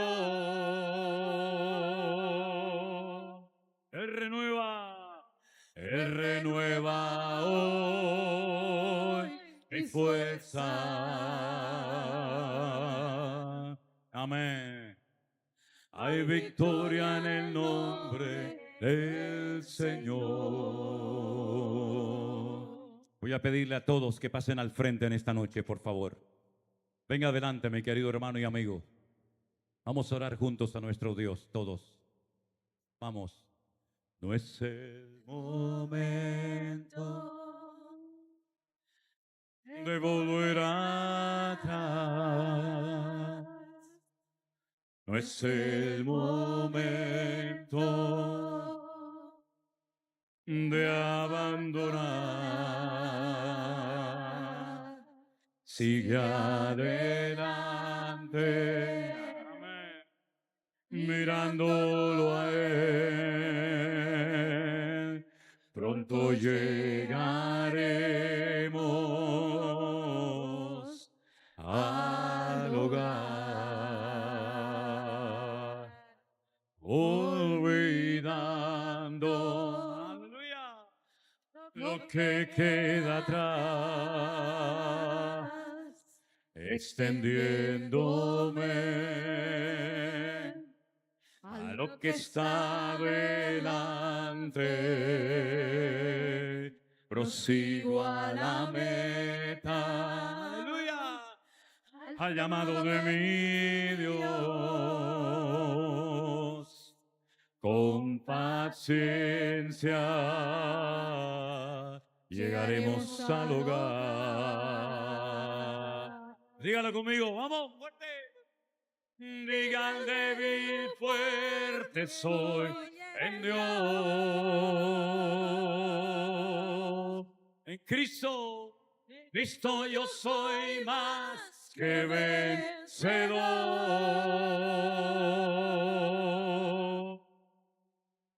Él renueva hoy mi fuerza. Hay victoria. Hay victoria en el nombre del Señor. Dilo conmigo fuerte, mi hermano, en esta noche. ¡Vamos! Diga al débil, fuerte soy en Dios.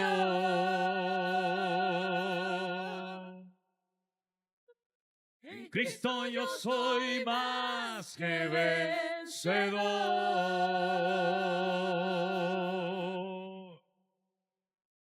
Él renueva hoy mi fuerza. Hay victoria en el nombre del Señor. Hay victoria, dígalo conmigo.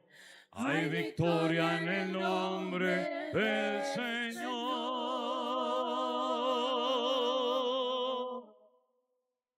Hay victoria en el nombre del Señor.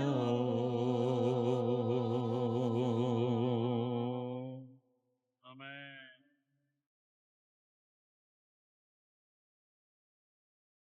Gracias, Jesús. Ore por la persona que está a su lado en esta tarde, querido hermano. Tal vez lo conoce, tal vez no, pero sea como sea, oremos los unos por los otros en este momento a nuestro buen Dios. Y dígale, Señor, gracias por la vida de mi hermano, Señor. Aleluya. Gracias, Señor, porque tú nos has llamado para vivir en armonía, juntos en victoria. Bendiga esa casa, esa familia. Gracias al Señor por estos 44 años de gloria de Dios, de fidelidad de Dios. Que Dios siga bendiciendo su pueblo aquí en esta ciudad, fortaleciendo la vida de los pastores. El mayor favor que puede hacer por un siervo de Dios es cubrirlo cada día en oración, mi querido hermano. Oremos los unos por los otros en esta tarde para que el Señor nos mantenga unidos y podamos avanzar en el nombre del Señor y robarle el botín al enemigo en el nombre del Señor. Hay muchos enemigos, hay muchos gigantes que se quieren levantar delante de la iglesia y avergonzarla, pero en el nombre de Jesús tenemos victoria, aleluya. Y pedimos, Señor, en esta tarde que tú nos unas y que podamos en el nombre de Jesús seguir venciendo cada día al enemigo, derrotando al enemigo en el nombre de Jesús de Nazaret. Oramos, Señor, en contra de toda fuerza del enemigo que ha querido destruir a tu pueblo, que ha querido, Señor, a poner ataduras sobre las vidas. Fuera en el nombre de Jesús ahora. Toda influencia del enemigo en tu mente, en tu casa, en tu matrimonio, en tu economía. En el nombre de Jesús tenemos la victoria, el poder, la sangre de Cristo ahora me cubre. me libera, Señor, me desata de cualquier cadena espiritual. Y yo, Señor, confieso mi victoria. Soy más que vencedor en Cristo Jesús. Ni la muerte, ni la vida, ni ángeles, ni principado, ni lo presente, ni lo porvenir, ni lo alto, ni lo profundo, ni ninguna cosa creada jamás me podrá separar del amor de Dios en Cristo Jesús, Señor. Antes vienen todas estas cosas. Somos más que vencedores. Aleluya, aleluya. Fuertes aplausos al que vive. Amén. A su nombre. A su nombre. Amén. Al enemigo yo vencí en el nombre de mi Dios. Mayor es el que está en mí que el que viene contra mí.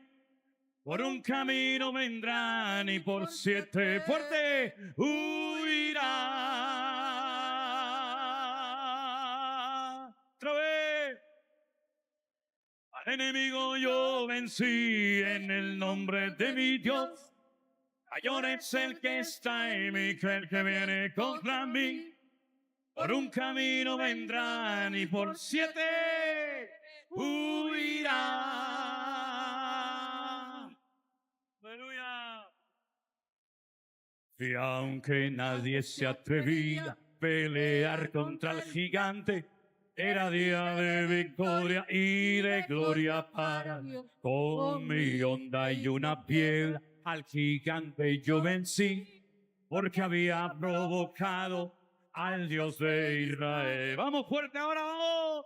Al enemigo yo vencí en el nombre de mi Dios. Mayor es el que está en mí que el que viene contra mí.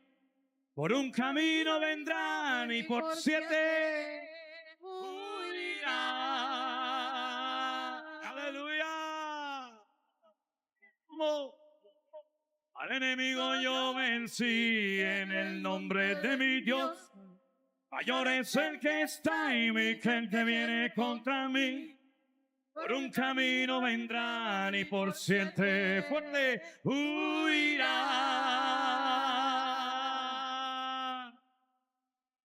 Ahora tú vienes contra mí con espada y jabalina. Yo voy contra ti en el nombre de... Escucha, no te tengo miedo por muy grande que tú seas. Hoy te venceré y todos lo verán. Amén. Al enemigo yo vencí en el nombre de mi Dios. Mayor es el que está en mí que el que viene contra mí. Por un camino vendrán y por 7 huirán. Cántalo fuerte conmigo. Al enemigo yo vencí en el nombre de mi Dios. Mayor es el que está en mí que el que viene contra mí. Por un camino vendrán y por 7 huirán. A ver ustedes, fuerte ahora. Vamos. El enemigo yo vencí. Fuerte. Amén. Vamos. Por un camino vendrá y por 7 huirá. Vamos arriba, iglesia. Al enemigo yo vencí en el nombre de mi Dios. Mayor es el que está en mí que el que viene contra mí. Por un camino vendrán y por 7 huirán. Tú vienes contra mí. Tú vienes contra mí con espada y jabalina. Yo voy contra ti en el nombre de mi Dios. No te tengo miedo por muy grande que tú seas. Hoy te venceré y todos lo verán. Amén, esa palma, vamos fuerte. Enemigo yo vencí en el nombre de mi Dios. Mayor es el que está en mí que el que viene contra mí. Por un camino vendrá y por 7 huirá.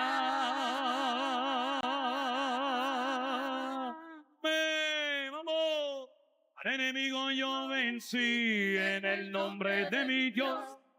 Mayor es el que está en mí que el que viene contra mí.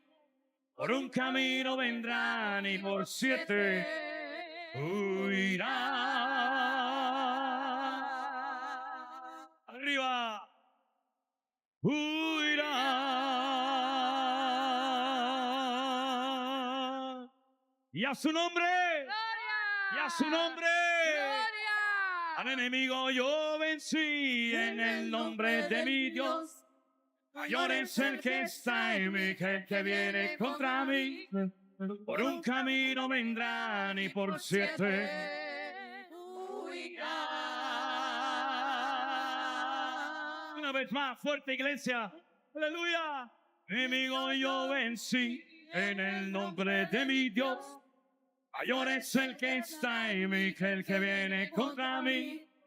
Por un camino vendrán y por 7 huirán.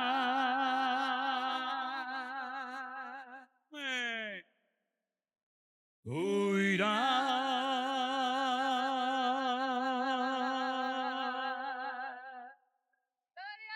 Fuerte ese aplauso al que vive, a su nombre toda la gloria y toda la alabanza, aleluya. Oh, gloria a tu nombre, mi Dios. Gloria a tu nombre, Señor. Hermanos queridos, somos una iglesia de victoria. Tengamos más o menos, somos una iglesia de victoria. Porque la victoria no depende de nosotros ni de lo que tenemos, sino de quienes somos en Cristo Jesús. Dígale a su hermano, tenemos la victoria siempre, mi hermano. No tenga la más mínima duda de que el Señor está con nosotros como poderoso gigante. Y Él nos guardará todos los días de nuestra vida. Aleluya. Gracias, pastores, por habernos invitado. Gracias por su generosidad de dejar la puerta abierta del templo de la iglesia. No se vayan, no se vayan. ¿A dónde van? ¿A dónde van? Oye, cuando estábamos en el mundo nos daban las 8, las 9, las 10 de la mañana y nadie se cansaba. Pero si esto no ha hecho más que empezar, mijo. Esto no ha hecho. ¿A dónde vamos a ir que vamos a estar mejor que en este lugar? Dime a dónde. No hay discoteca en el mundo mejor que este lugar en esta tarde. Porque aquí está la gloria del Rey de Reyes y Señor de los Señores. Aleluya. Amén. Mi corazón se regocija en Dios, mi Salvador, mi refugio es el Dios de Israel. Él me dio lo que le pedí, respondió a mi oración de este pobre clamor. Y Él me oyó. Una vez más, mi corazón se regocija en Dios, mi Salvador, mi refugio es Dios de Israel. Él me dio, amén. Él me dio lo que le pedí, respondió a mi oración este pobre clamor. Y Él me oyó y todo el mundo podrá ver que mi Dios tiene el poder. Yo le doy gloria a Él, yo le doy gloria a Él, y todo el mundo podrá ver que mi Dios tiene el poder. Yo le doy gloria a Él, y yo le doy gloria a Él. Cuán grandes son tus obras, muy profundos tus pensamientos, no hay nadie como tú. Amén. Harán a tu lado 1000 y 10,000 a tu diestra, mas yo te libraré y te guardaré. Y todo el mundo, vamos, y todo el mundo podrá ver que mi Dios tiene el poder. Yo le doy gloria a Él, yo le doy gloria a Él, y todo el mundo podrá ver que mi Dios en el poder. Yo le doy gloria a Él. Yo le doy gloria a Él. ¡Vamos! Y todo el mundo podrá ver que mi Dios, yo le doy gloria a Él. ¡Aleluya! Gloria a Él. Y todo el mundo podrá ver que mi Dios tiene el poder. Yo le doy gloria a Él. Yo le doy gloria a Él. Le doy gloria a Él. Amén. Dios les bendiga, hermanos queridos. Una bendición haberles conocido y haber estado con ustedes durante estos días. Que Dios les guarde. Gracias a los pastores. Un aplauso a los hombres de Dios que Dios ha puesto al frente de esta obra. Aleluya.